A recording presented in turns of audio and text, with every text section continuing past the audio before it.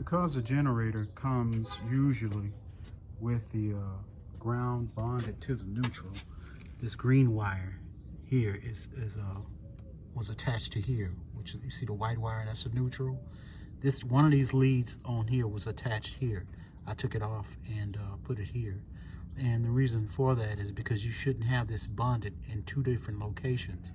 It should be only bonded in one place because the electricity needs to go back to the source. It comes from somewhere and it needs to come back to that same source. So because my house is bonded at the breaker panel, once I plug this 50 amp cable in, I plugged it in over here. You can see I have it plugged in here. I don't want to take it out just so you can see it, but it's plugged in. And if I come over here and turn the multimeter on to the Wi-Fi looking signal, and it'll be an OL on there. And when you touch these wires together, I would touch them together now, it would beep.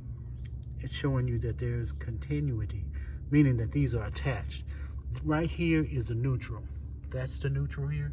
This particular bar, that's a power, leg 1, leg 2, whichever.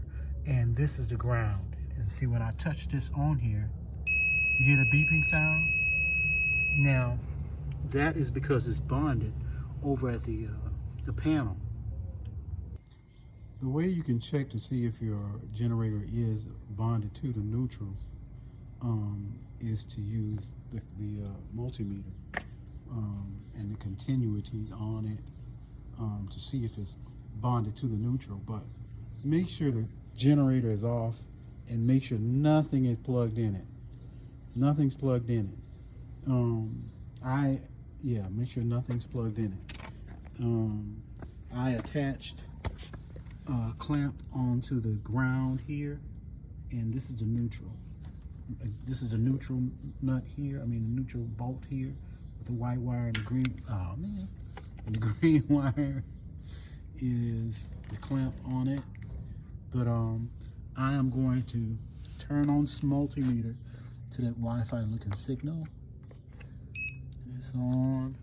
Now if I touch this, the ground, that's because it's already attached to that, and I'm just touching it to the same source.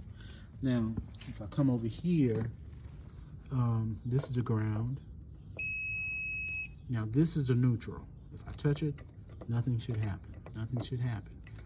That means that it's not bonded.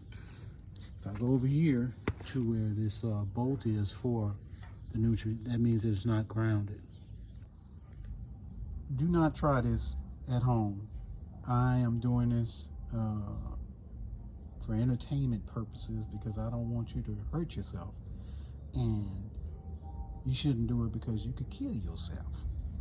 Anyway, so I wanted to show you this because now I plugged this cord into the actual plug right there, and it's still attached to where it plugs into the house, where I plug it into the house.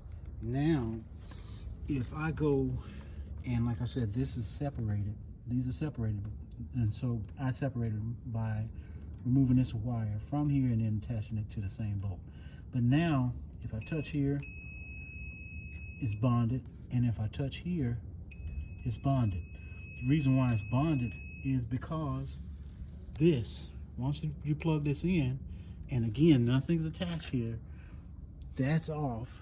Now if I go here, I have under there, you see the clamp onto the neutral there, the neutral bar that's part of the plug here. Now, if I touch up here on the ground, let me see, touch up here on the ground, that's what's bonding it now. The cord itself is bonding it, but at the source, at the source right now would be over at the house. But so that's what's happening with this. That's why you want it to only be bonded in one location. Now this one here is located here. The ground and the neutral are located here. They could be somewhere else in your generator.